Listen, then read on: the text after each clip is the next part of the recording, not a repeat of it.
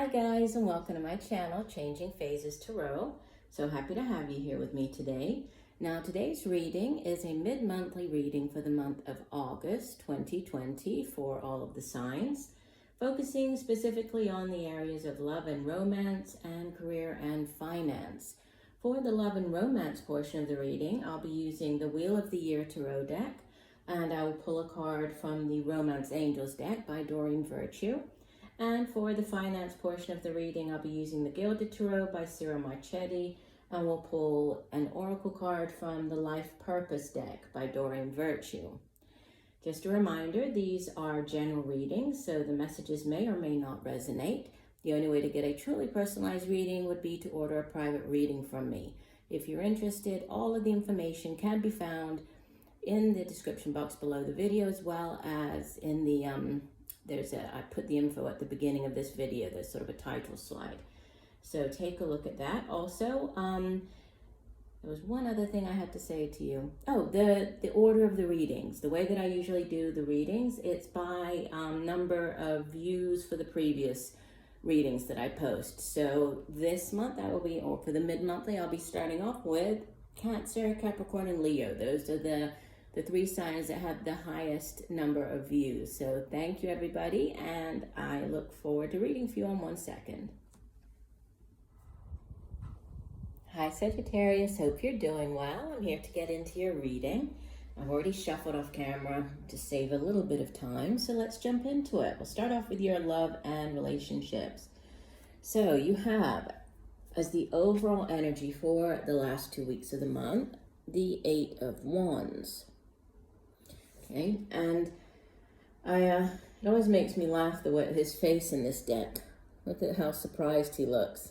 Okay, so this is news coming in, news that could catch you a little off guard, right? Because usually the 8 of Wands, or the suit of Wands, has to do with, it can be communication.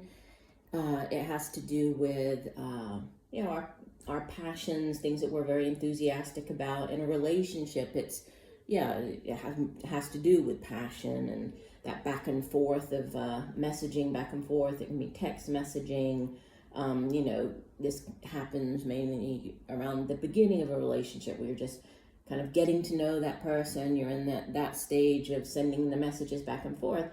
But in this particular deck, it does have this element of surprise. So unexpected news, right, coming in, or receiving unexpected news, and could catch you a little off guard here. It's usually positive. It's not a bad thing. It's just maybe you weren't expecting it. And we'll see how that plays out here. You have in the past position the 5 of Chalices, so the 5 of Cups. Okay, and usually in the traditional deck, there's sort of 3 cups that have spilled, and then we have the other 2 sort of standing there representing the 2 of Cups, the soulmate connection, that love connection.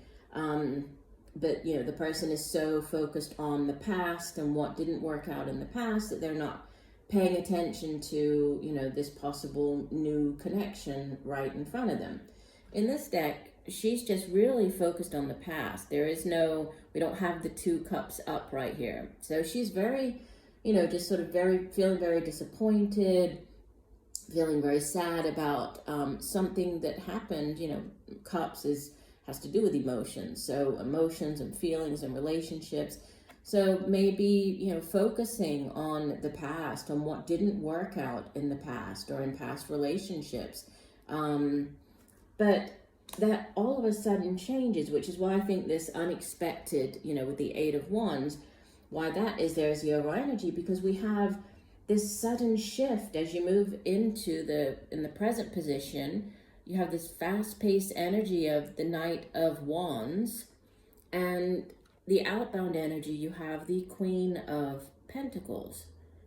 Okay, so there's this major shift from this 5, and 5s do have to do with change, and in this case, it could be quite a quick change. So it's something new, some type of event with this Knight showing up here, this Knight of Wands. He's a very passionate figure. Could be yourself, right? Obviously fire energy. You are a fire sign, Sagittarius.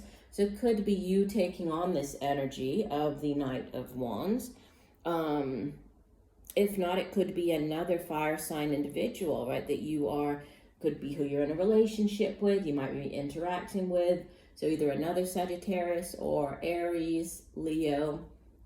And he is, out of all the knights, he's the fastest moving, right? Knights are the ones who go off on quests and then they bring back something. They bring back an offering.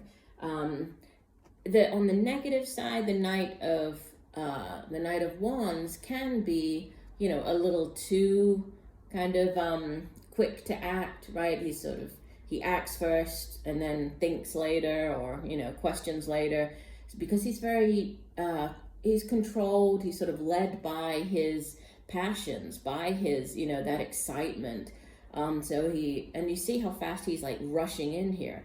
So something seems like it's coming in very quickly. This could be a new, you know, this new relationship.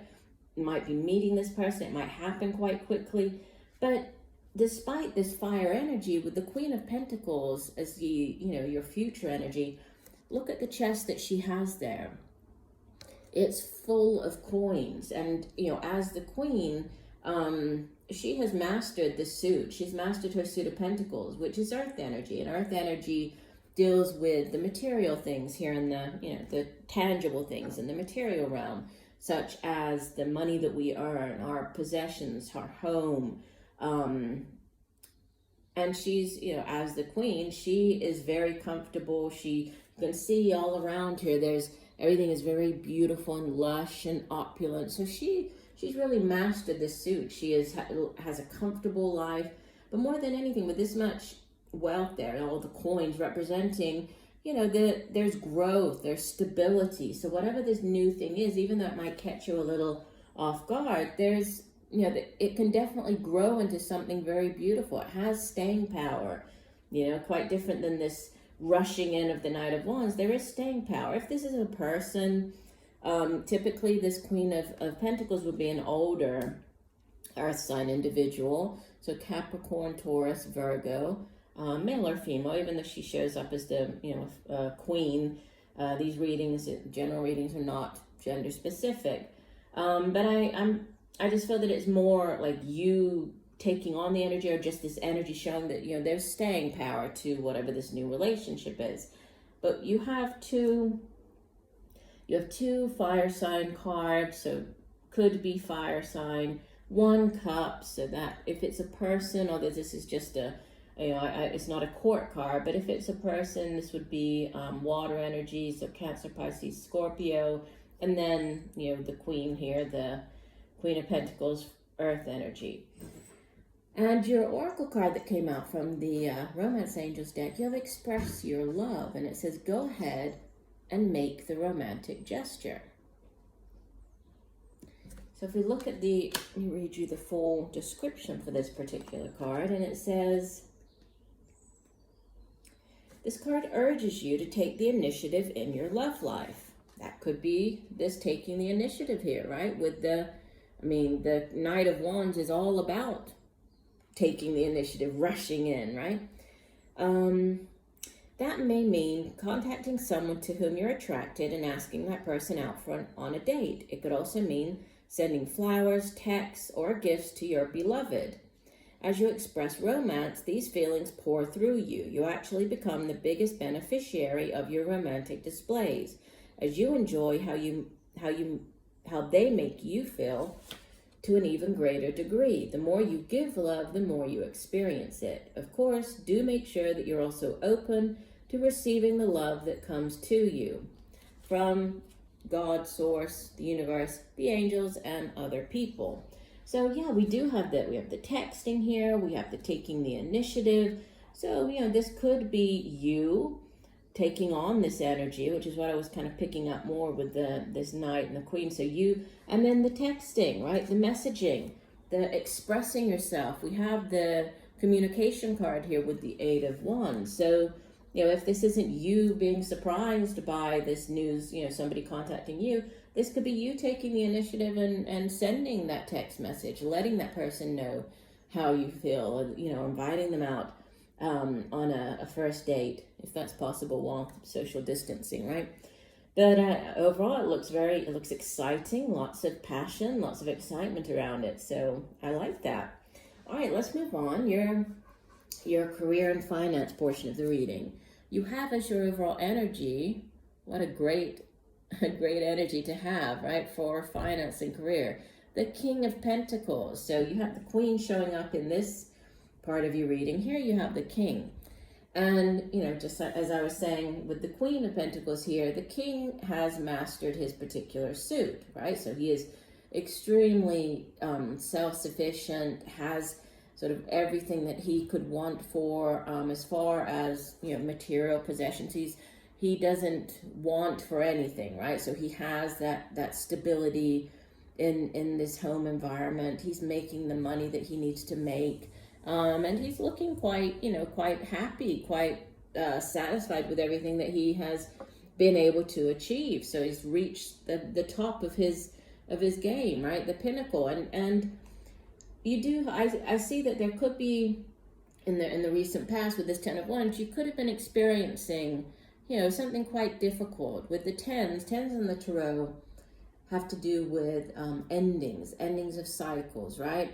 And this Ten of Wands in this particular deck, it really has sort of reminds us of the 10 of the major arcana, the Wheel of Fortune, because there is this kind of things are finally changing. Things are now going in your favor. And in this deck, it's represented by, you see, we have the moon, sort of this full moon representing this closing out, right, of a particular cycle. And then we have the dawn coming in. So this light after dark, this new start, this new opportunity, new beginning.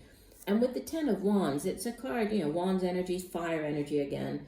But look how difficult that is for him. He's, hunched over, trying to bear the weight of all of the wands on his back. When he was just carrying one or two wands, he could have easily done that. But the 10, they're weighing down on him, and it's a very difficult thing to do. And so you might have been, if this was you in a different job, right, in an old job, you might have felt very overburdened, right? You might have been taking on more than your fair share, so doing your work plus everybody else's.